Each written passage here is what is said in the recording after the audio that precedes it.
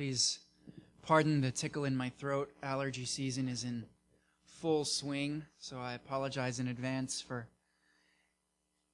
if I end up coughing a lot up here.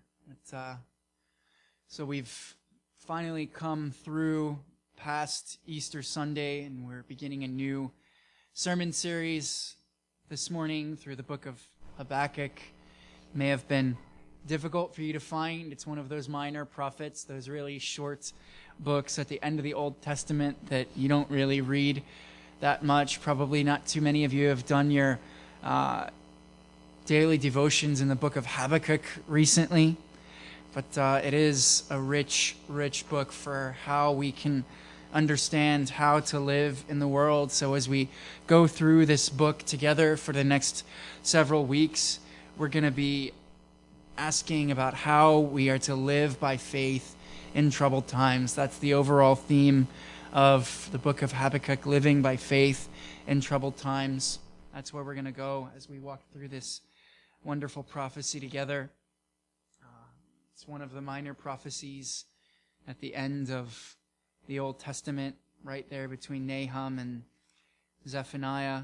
It's only 3 chapters long. Doesn't even fit on 2 pages in my English Bible, but it really is rich and wonderful. So we'll see what God has in store for us to learn from His Word. This morning, as we talk through this, I want to draw your attention to wars and rumors of wars, famines, earthquakes. These are all things that Jesus told His disciples must come before the end, and we shouldn't be surprised when our world is full of them. And yet, it's natural to ask that if God really is good, if God really is in control, if He really does love and care for His people, why is this world the way that it is? You know, we turn on the news every morning, and what are we to make of Syria, North Korea, Russia, Afghanistan, UN peacekeepers, sex abuse scandals in Haiti? All of that is just from this week, to say nothing of domestic issues right here in the United States, of an elected leader who got elected mostly on the grounds of, well, we don't like the other candidate more, who has no moral right to rule. When oppression and injustice become ingrained in our social system, what are we to do? How can we continue to trust in a God who doesn't stop all of this? That is the central question of the book of Habakkuk. When evil seems to triumph all around us, where is God? And Habakkuk is not concerned primarily with lofty theological answers. It's a really existential book. The question is, how can we go on living in spite of missing or inadequate answers to these really deep questions of evil? Just a little bit of background. Habakkuk is written right around 600 BC, just before the fall of Judah. There's been heavy tribute laid on them by the Assyrian Empire that controlled all of this massive territory here in green. They were known for being particularly brutal, and they just sapped the entire treasury of the country. So the once mighty kingdom of King David is no longer really independent. Solomon's glory is a thing of the past. And within just a few years of the writing of this, Babylon is going to challenge and finally break the power and hegemony of Assyria. But even as Assyria's hold and chokehold over the Holy Land and the kingdom of Israel and Judah is broken, their independence will not last, because Egypt will come in and fill that power vacuum. They'll invade. And then a few short years later, King Nebuchadnezzar, that mighty ancient king that we've all heard of, will turn to the west. His ambition will turn him there, and he will also take over this same land. Habakkuk lives in a time when the government of Judah is in bed with these other powerful nations, stronger than them. and the government has become corrupt. Habakkuk himself, we know almost nothing about him, only that he's called the prophet in that first verse. And this short book that he writes takes the form of a conversation with God, or really a complaint to God about all the evil that he's witnessing in Judah. The fact that it's not really tied to any one specific event makes it even more universal in character. And so as we study this short prophecy together, we'll learn exactly how it is that Habakkuk would have us live by faith in troubled times. And today, more specifically, as we look at the first chapter, we're going to see three things. Evil is real, evil is universal, and evil is evil. That's where we're going this morning. But first of all, evil is real. So we need to learn lament. See, this chapter starts out with Habakkuk's cry for help. And actually, he's quite boldly complaining to God, even almost accusing God. He says in verses 2 through 4, "You do not hear." Nowhere is Habakkuk rebuked for his complaint, but actually God answers him, which is perhaps not what we expected with that kind of boldness. He said, "God, you're not listening. You don't hear. How long do I have to cry out to you for help?" And there's actually a long history of this sort of thing in the Bible. Habakkuk is echoing similar language that's found throughout the book of Psalms. How long? This expectation of God to answer. We'll just look at just one example there, Psalm 13, but we could also turn to Psalm 74, Psalm 89, Psalm 22, Psalm 88. How long, O Lord, will you forget me forever?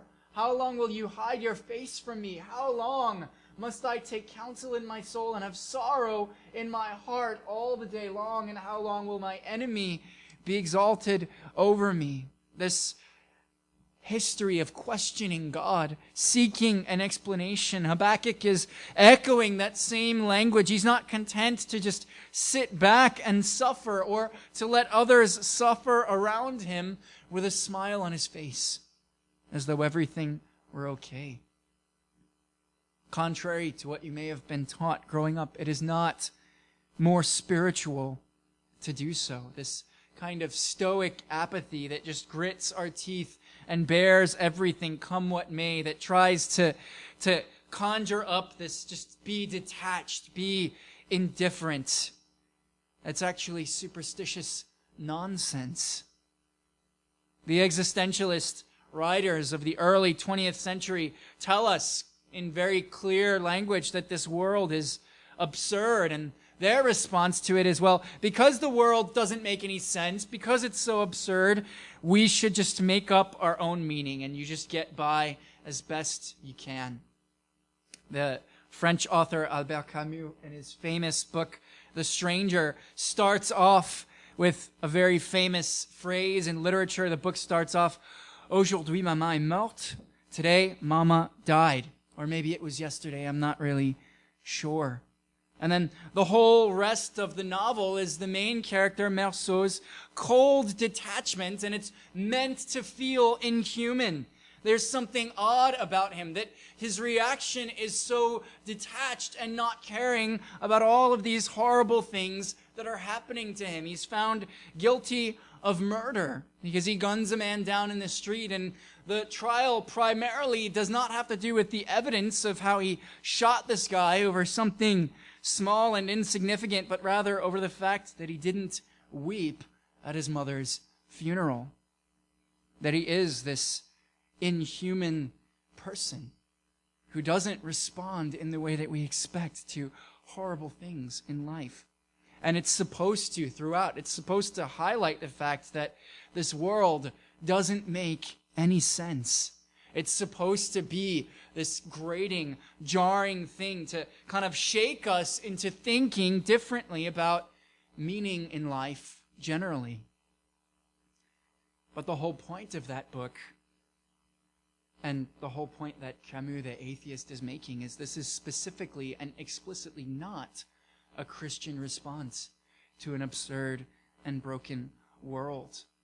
How different is the testimony of Scripture that contains not only such bold questioning of God as we see in the opening verses of Habakkuk, but just a visceral acknowledgement that this world is full of pain, that that's part of the human condition, and it also encourages us to learn the ancient art of lament.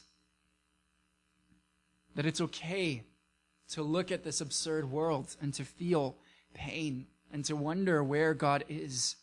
See, this is why I hate the prosperity gospel. People who preach that if you just believe hard enough, if you donate enough of your money, then your life will be all comfort all the time. I hate that we have so few songs in the church that are really capable of expressing anguish and pain to God when life doesn't go according to plan. That this life, including the life of faith, your life as a Christian in this world, is a life that is filled with so much genuine pain and suffering.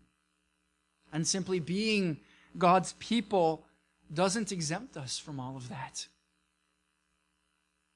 This side of glory. If anything, being God's people exposes us to more pain and suffering. The 19th century theologian Mary Edith Baker, who founded Christian Science, which is neither Christian nor scientific, basically her whole thing was pain is an illusion. All of this bad stuff that happens to you, if you just had enough faith, it wouldn't be there. And her spirit is alive and well in too many preachers. They wouldn't necessarily say it in those words, but the spirit is definitely still there in too many Christian churches, especially in South America and Africa. If you just believe hard enough, God will lift you out of your poverty. God will give you more cattle. God will cause your coffee crops to grow more abundantly. There's a funny little limerick. There once was a faith healer from Deal who said, although pain isn't real, if I sit on a pin and it punctures my skin, I dislike what I fancy I feel. It's designed to show us how stupid that is. Of course, pain is real. You can't just wishfully think it away. We see through this kind of thing. And so, what are we to really do when everything in life goes to crap? I remember in high school, I lost both of my mom's parents, both of those set of grandparents, to horrible disease in pretty rapid succession. And it was just a difficult time in my life, and I turned increasingly to drugs and depression, and I don't want to place any of that anywhere other than my own sin, because I didn't have a strong rooting in this part of what it means to be a Christian, this dimension of faith that has room, has a place for doubt and grief and pain and lament. You know, I was told by well-intentioned pastors that I was depressed because I was entitled, because I thought that I deserved better. And there's a grain of theological truth in those responses, but ultimately they're too simplistic and they're not really suited to the complexity of real life. In contrast, we look at the world of Habakkuk, and what do we see in these verses? Injustice, suffering, destruction, violence. By the way, just a side note here, if you've ever wondered why Israel just can't get along with all of its nice, neutral, peaceful Palestinian neighbors who just want their land back and a place to live, that word that's translated as violence is the Hebrew word Hamas. So Hamas literally means violence. So if you've ever wondered why Israel can't get along with Hamas, it's because it literally means violence, and they're committed to the destruction of a Jewish state. Violence, strife, conflict, The law is paralyzed. Justice never wins. The wicked hem in the righteous, and therefore justice is perverted. That's the world that Habakkuk is living in, and yet it sounds all too familiar today. It sounds exactly like our world today. Habakkuk is teaching us that when everything is wrong, questions are okay. Lament is okay. Grief, being horrified, complaining is okay. Evil is not imaginary. Evil is not only in how you react. It's not subjective. It's real. And it's not a sign of faithlessness to recognize and wrestle with that. Evil is real. Learn, lament. But Habakkuk moves on from there, and he tells us that actually evil is universal, and so we need to look both up and in. What I mean here is that Habakkuk is teaching us that evil is bigger than the local. God responds. In the next couple of verses, 5 through 11, he says, I'm raising up the Chaldeans. Now, Hebrew has no quotation marks, but it's relatively clear that God is now speaking, and that's indicated by the headings in your ESV Bible, the Lord's answer, right? Habakkuk is not the one that raises up the Chaldeans, clearly. There's some question as to whether this is a direct answer in the moment, as in Habakkuk complains, and then God responds to him, and then later on Habakkuk doesn't like the response, and so he complains again. Or perhaps more likely is Habakkuk quoting God back to himself, so that we're to read this entire chapter as Habakkuk's words, but in verses 5 through 11, he is quoting an earlier prophecy from God, essentially saying, God, at some point in the past, this is what you said, and yet, in the middle of this one long complaint, I'm bringing this up because you said this, and frankly, everything that you said you're going to do is only making things worse. Whichever way you parse the chapter, either way, God's statement in these verses provokes Habakkuk to think, this isn't really the answer I was looking for, God. Are you ignoring me? No, it's more like God is redirecting you. You know those annoying non-answers that people sometimes give you? Like you have a really important question and then they ask you a question in return, or they say something that's totally unrelated. This is kind of notorious in Zen Buddhism, where, they'll ask these really complicated questions that are made to make you think, and the response is always just mu, right? Not radish, not a shaman, but like mu, just negation. That's I don't know. Probably a couple of you know Hanja. Anyway, that one, right? The response is just mu, like wrong question. And it can be frustrating, especially because you're already in a heightened emotional state, and yet we understand with a bit of hindsight that the purpose of this type of response is to jar us down a different path of thought. Where in Buddhism, it's designed to empty ourselves of conscious thoughts. When I use a similar tactic, it's a different kind of redirection. It's to point out the flaw in the premise of the original question. For example, a youth group student will often ask me about dating, and they ultimately want to know, is behavior X in a dating relationship, is it moral? Is it permissible for me to do this with my significant other? And my answer usually to that kind of question is, wrong question.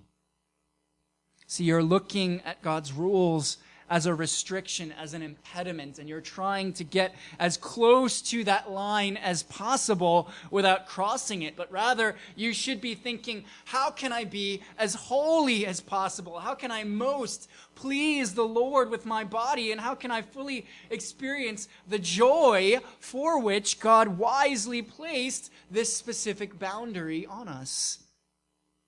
Do you see how that answer is not what they're looking for? It may be frustrating in the moment, but it's meant to alter the focus and to redirect the hearts of that question. Same concept. And so here, God is redirecting our attention away from his Habakkuk's own specific and local issue, and he's stretching his attention in at least two directions at the same time. He's enlarging his perspective along two horizons. First of all, God promises that even more violence is coming. He says, guess what? It's going to get worse. They're coming for you. And this is perplexing to Habakkuk, and yet it applies to our situation as well. You think things are hard now? Guys, there are places in this world where things are far worse. China, North Korea, Sudan, Syria, Iraq. God is highlighting worse problems in order to give us some perspective. It gets us to look up for a brief moment and take a breath. It's as though God is saying, Habakkuk, you think justice is broken in Judah? Wait until you get a load of Babylonian justice, where the only rule is that might makes right. Things can and will get worse. And as we approach the end times before Christ finally returns to put Satan and his underlings under his feet once and for all, they will first rise up to crush the church if possible. That's straight out of Jesus' mouth. We know that things will get harder and harder for the church as we try to be faithful Christians in these last days. 2 Peter chapter 3 tells us, knowing this, first of all, that scoffers will come in the last days, scoffing, following their own sinful desires. 2 Timothy 3, understand this, that in the last days there will come times of difficulty. For people will be lovers of self, lovers of money, proud, arrogant, abusive, disobedient to their parents, ungrateful, unholy, heartless, unappeasable, slanderous, without self-control, brutal, not loving good, treacherous, reckless, swollen with conceit, lovers of pleasure rather than lovers of God. Matthew 10, talking specifically to the disciples, beware of men, for they'll deliver you over to courts and flog you in the synagogues, and you'll be dragged before governors and kings for my sake. Or John 16, indeed, the hour is coming when whoever kills you will think he is offering service to God. Just as in Habakkuk's day, things can get worse. In our day, the scriptures promise us that this world is not making things easier and easier for us to live by faith. But there's a second parallel purpose here as well. Not only is God trying to get Habakkuk to look up and consider things on an international scale, but Habakkuk seems to agree with God that the Chaldeans are here in verses 12 through 17 as a judgment on Judah's sin, the very sin that he's complained about. You have ordained them as a judgment. You've established them for reproof. And so the focus is actually moving in two directions, not one. Yes, look at the world around you and understand the particular evil that you are most acutely concerned with needs to be understood in its proper context. Evil is not just local.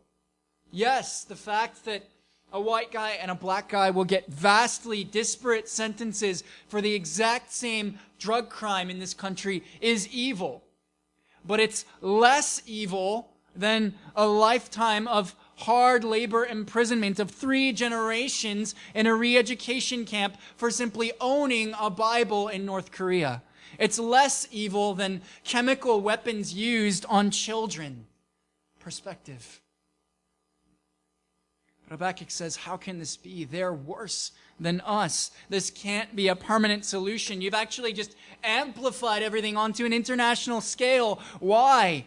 And God says, Habakkuk, you're concerned not only about local injustices, but you're concerned about surface level injustices in your own country.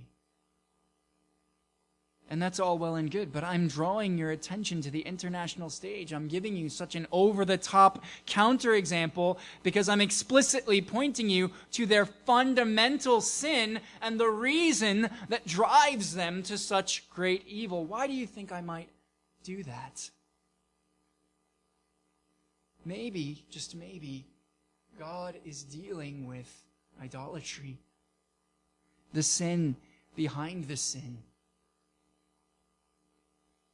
That he highlights their idolatry, the Babylonians, in order to force us to recognize our own.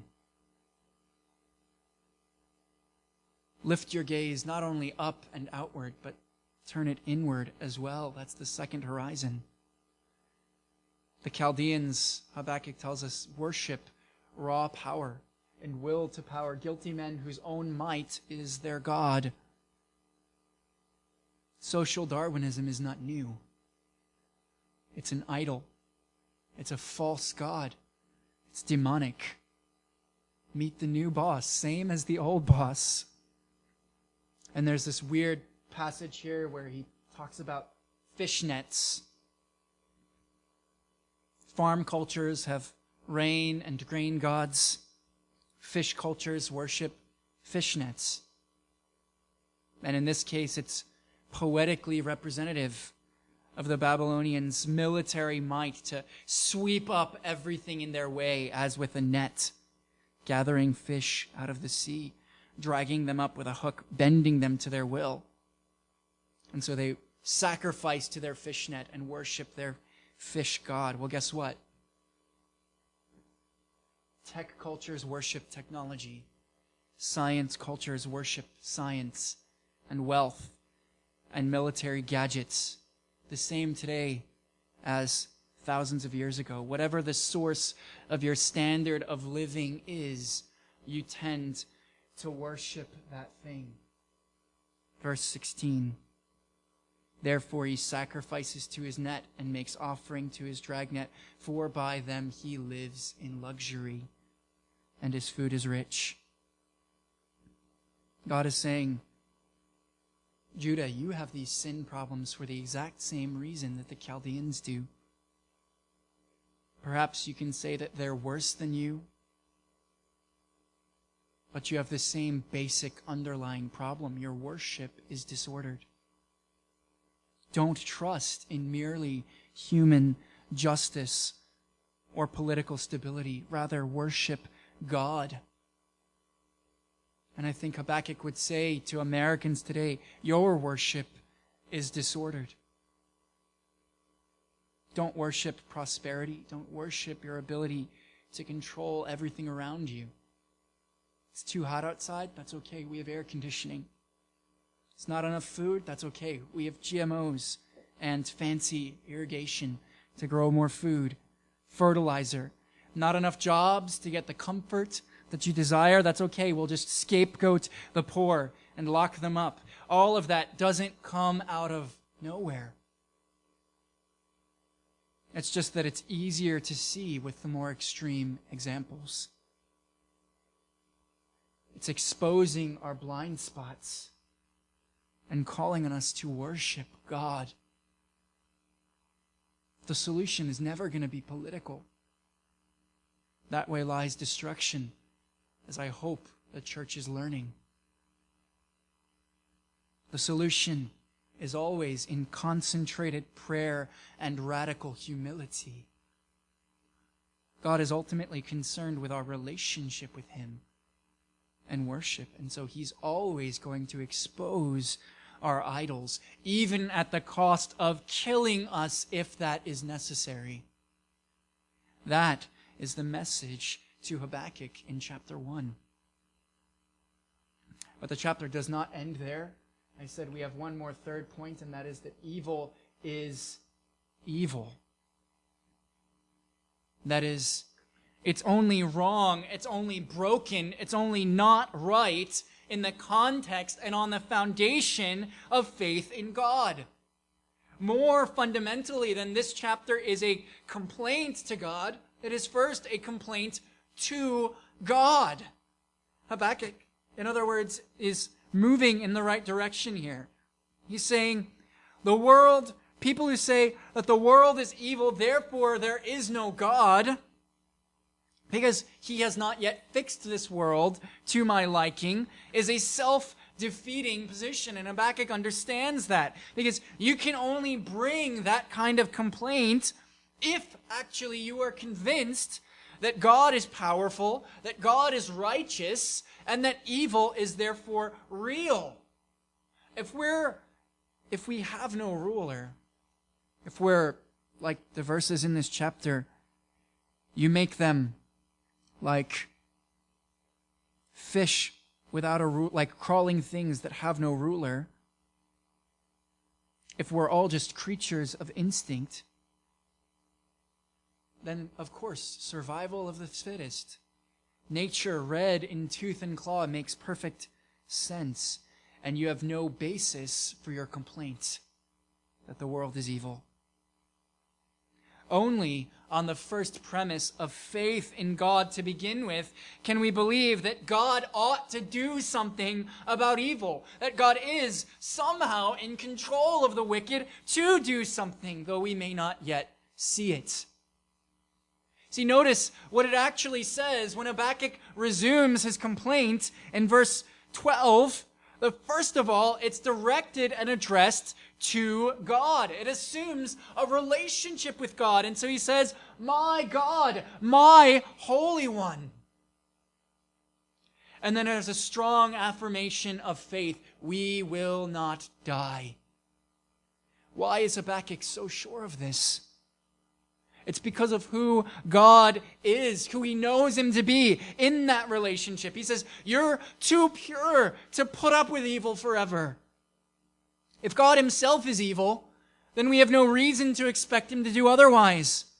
Only from the position of faith can this chapter exist. Only when God is righteous and pure and good is evil really evil. Something is wrong here. This isn't how it's supposed to be. Before we get to the answers later in the book, we need to be able to first recognize it as really wrong, really evil, really bad, not the way things should be. See, if all you have are ises, and that's all that scientism, the reigning idol of our day, can give you, here's what is, here's what the world is like. If that's all you have, you will never get to an ought. You can't go from an is to an ought, to a should. To grieve evil, as we said in the first point, requires an ought. You need to be able to say, this should not be. And only Habakkuk's God gives you that ought. And makes all of this complaint anything deeper than, this is my preference at this moment. Only God makes evil really evil.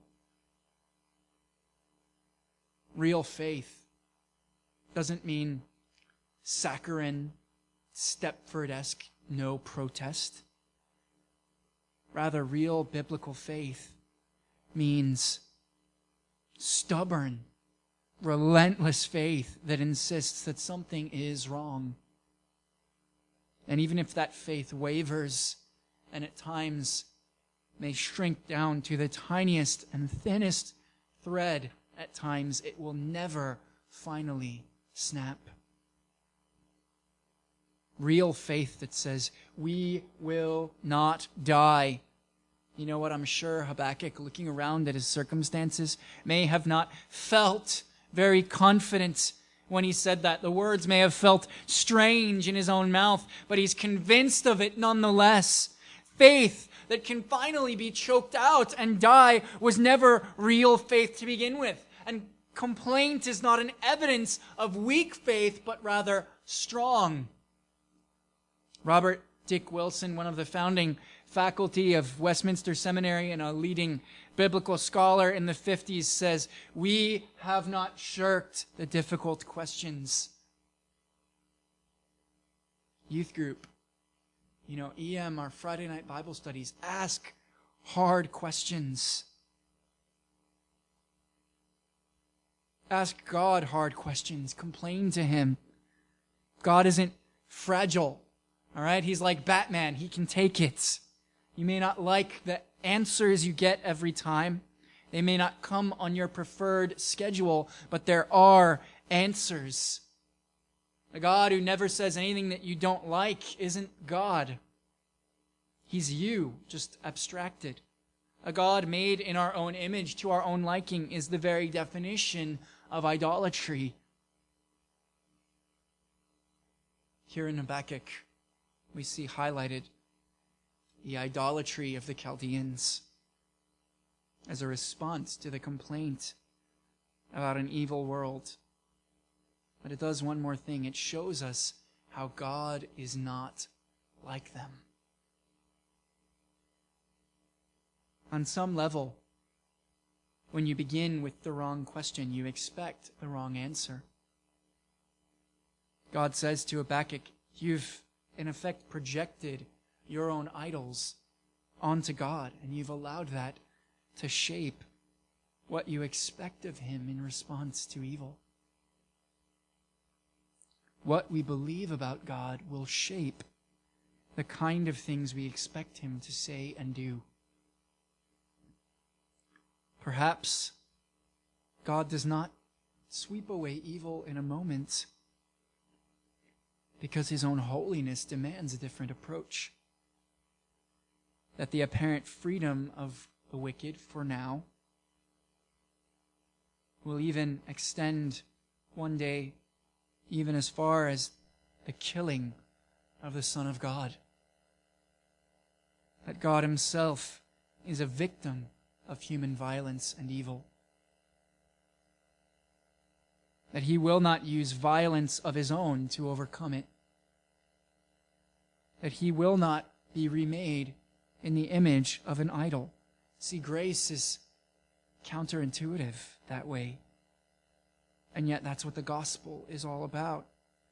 We've too much absorbed the idolatry of the strong man, just like the Chaldeans, so that we expect that God will just be like the strongest of strong men, and that He'll sweep through the same way that the Chaldeans will, and just make everything right by His own might, but He does not subdue His enemies that way. Because He is God. Because He is goodness. Because evil is unlikeness to God's character. God will not leave us to our idol worship or our idolatrous thoughts of Him. He is doing something about the evil in this world, and He's doing something greater than our wildest imaginations. He hears your complaint, but His ways are not our ways. So as we look at everything that's wrong with our world and wonder why and how long, let's learn lament, because evil is real, but let's broaden our view, because evil is both vaster and deeper than we feared. And lastly, let's call evil evil, precisely because we know that God is God and God is good. What are we to do? How do we go on living by faith in a troubled times? Trust in a God who's good. Wait for Him. Because in His Son, He does overcome all evil with good. Wait on the Lord. Let's pray.